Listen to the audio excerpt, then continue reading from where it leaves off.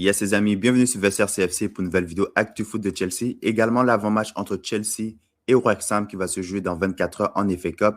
Avant de commencer, s'il vous plaît, abonnez-vous, likez et partagez. Et on y va. 48 heures après la victoire de Chelsea contre Aston Villa, les hommes de Liam Rossignol se préparent déjà pour un nouveau match, cette fois-ci contre Wrexham en FA Cup. Donc, on va revenir sur le point de presse d'avant-match de Liam Rossignol qui en a profité pour parler de la situation des gardiens, également des joueurs qui seront disponibles pour le match de demain. Et on va également regarder ensemble le 11 de départ possible contre Wrexham et je vais donner également mon score de prédiction. On y va. Donc, Rossignol a commencé par commenter sur la possibilité de remporter un trophée à sa première saison du côté de Chelsea. Il a dit, c'est pour ça que je suis ici. C'est le rêve de tout joueur, entraîneur. On veut gagner des titres. On ne doit pas se concentrer sur le trophée ou la finale. On doit penser à Wrexham.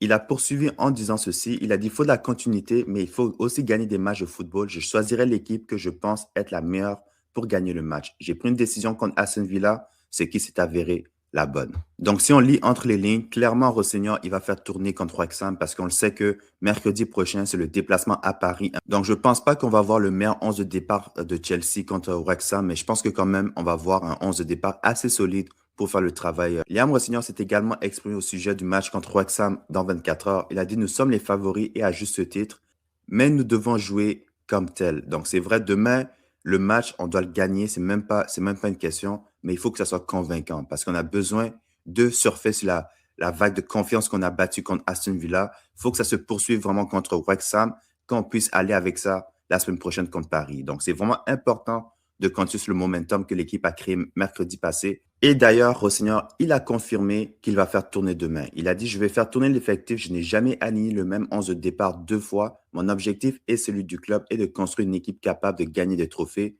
Il faut faire tourner l'effectif. Donc là, je suis d'accord avec lui. On n'a pas le choix de faire tourner l'effectif. Et d'après moi, même un autre type de 11 qu'on a vu comparé contre Aston Villa mercredi passé devrait faire le travail contre Wrexham.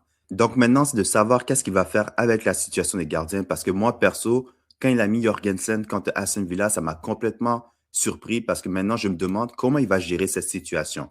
Justement, Rossignol, il a répondu à la question par rapport aux gardiens.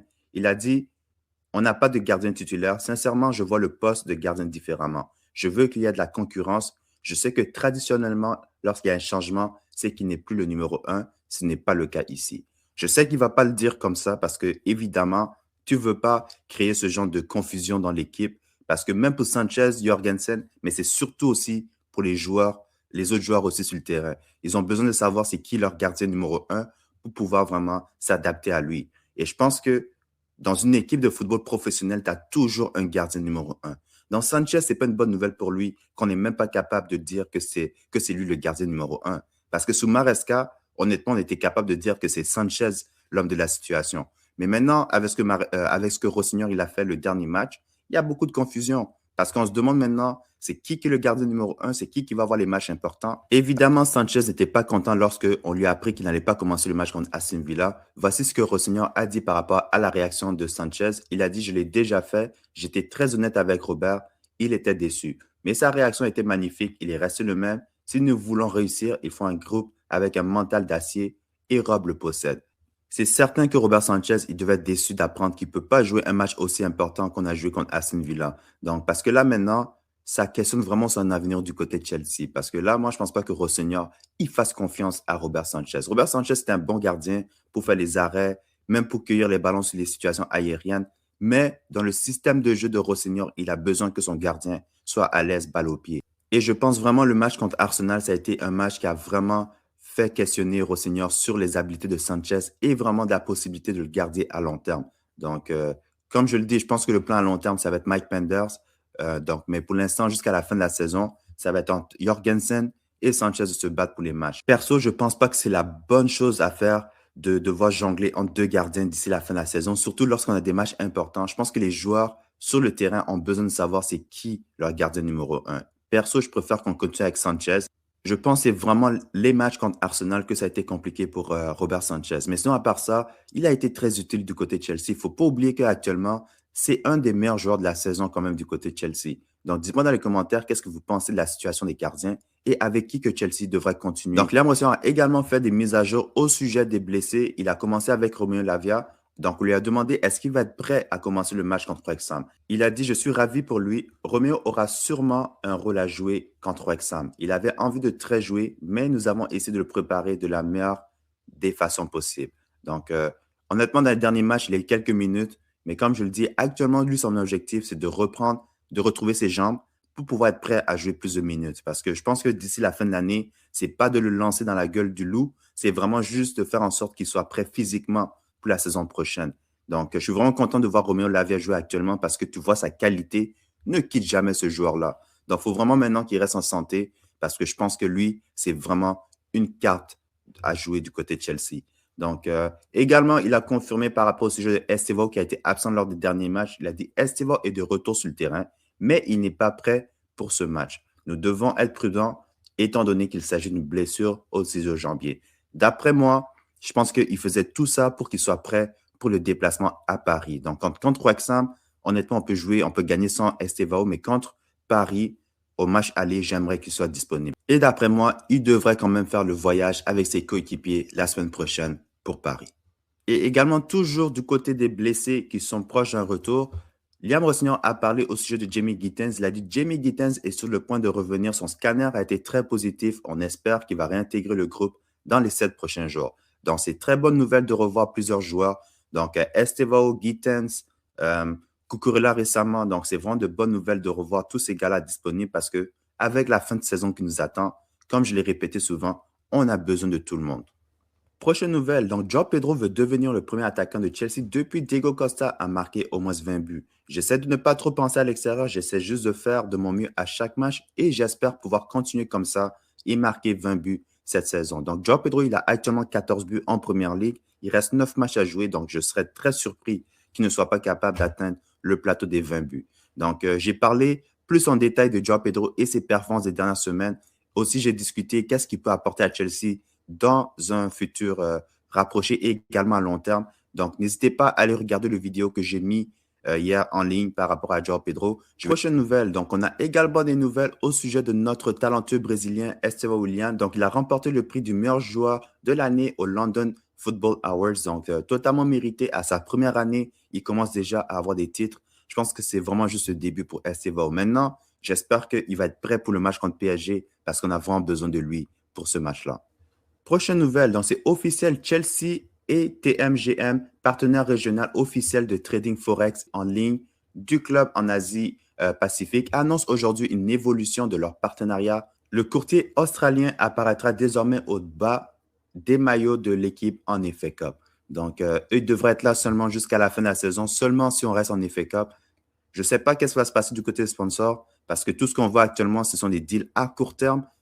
Pourtant, je pense que Chelsea, ça a son avantage de trouver des offres à long terme pour vraiment avoir un revenu stable. Prochaine nouvelle, donc Chelsea se déplace au Pays de Galles demain pour affronter Wrexham au 5e tour de la FA Cup. Donc un match très important pour les hommes de Liam Rossignol qui vont tenter de se rendre le plus loin possible en FA Cup et évidemment tenter de remporter une coupe domestique, quelque chose qu'ils n'ont pas fait depuis plusieurs années. Mais l'adversaire en face, même si c'est un adversaire de Championship, ne sera pas facile parce que Wrexham est une équipe dans les 5 derniers matchs, toutes compétitions confondues. Ils ont remporté 4 de leurs 5 derniers matchs. Ils ont réussi à avoir une promotion l'année passée de la Ligue 1 en Championship et cette année, ils vont tenter de faire la même chose, donc de passer de Championship en Première Ligue la saison prochaine. Et actuellement, ils sont quand même bien placés pour le faire. Ils sont 6e actuellement en Championship. Donc, si on se rappelle bien, on avait joué contre Hull City. On les avait battus 4 ou 5-1. Et actuellement, si tu regardes le classement de la Championship, Hull City est devant Wrexham.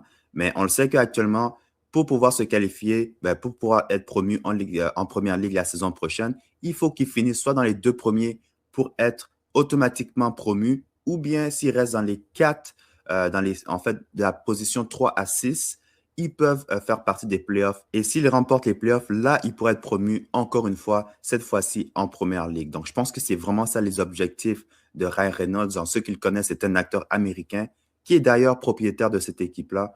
Donc, je peux vous dire déjà que demain, même sur ce papier, le match a l'air facile. Sur le terrain, les joueurs de Wrexham vont tout donner parce qu'ils savent que c'est un match historique pour leur club. Donc, Chelsea va devoir être prêt. Donc, dans son histoire, Chelsea a affronté Wrexham 2 fois, donc une victoire et une nulle. Donc, le premier match, c'était une victoire de 5-0 et le deuxième match, c'était une nulle de 2-2. Donc, toujours dans des contextes de matchs amicaux. Et actuellement, les meilleurs buteurs de chaque côté en FA Cup. Donc, on a Pedro Neto qui a 4 buts en FA Cup cette saison. Et de leur côté, tu as Keller Dunn qui a 2 buts en FA Cup cette saison. Donc, justement, Pedro Neto est de retour de ta suspension en FA Cup. Donc, je ne serais pas surpris qu'il commence le match contre Wrexham demain. Donc, d'ailleurs, voici mon 11 de départ que je prédis que Rossignol il va aligner demain contre Wrexham. Donc là, la situation des gardiens de but, c'est là vraiment que j'hésite. Je ne sais pas qu'est-ce qui va se passer avec les gardiens.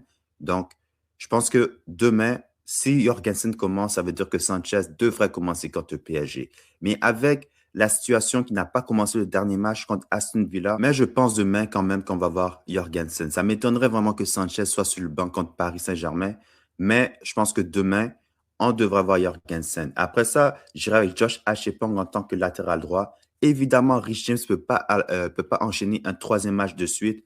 Et je pense que Achepong, c'est son occasion et son moment pour vraiment performer. Après ça, en défense centrale, j'irai avec Mamadou Sarr et Wesley Fofana. Honnêtement, j'aimerais pas voir Badiachil. Badiachil, même, ça fait longtemps qu'on l'a vu sur le terrain du côté de Chelsea. Et Tosin, je ne sais pas, mais je ne serais pas surpris de voir demain Tosin et Sarr ensemble. Mais ce que j'aimerais voir, ça serait Fofana et Mamadou Sarr comme défense centrale. Sur le côté gauche, honnêtement, je sais que Cucurella, il revient de blessure, mais j'aimerais voir Atto continuer sur sa lancée contre Wrexham.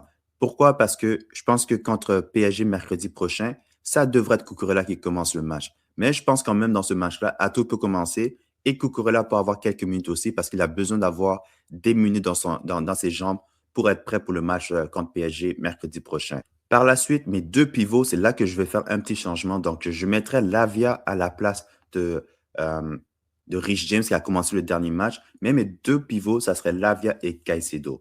Donc, je sais qu'il y a des gens qui vont dire, ah, mais Caicedo, il ne peut pas continuer à enchaîner les matchs comme ça. Et perso, même, je serais à l'aise de faire ça avec ces deux options-là. Donc, Romelu Lavia et André Santos en tant que pivot. Donc, ça serait ce que j'aimerais voir, mais je serais très surpris de voir Rossignol venir avec ces deux pivots demain. Donc, je pense que ce qu'on va voir, c'est Romelu Lavia et on va voir Moïse Caicedo. Donc, moi, c'est ce que je pense qu'on va voir demain en tant que double pivot. Sur le côté droit, on sait que Estevao ne devrait pas être disponible demain. Copameux, je ne pense pas qu'on va le faire enchaîner demain.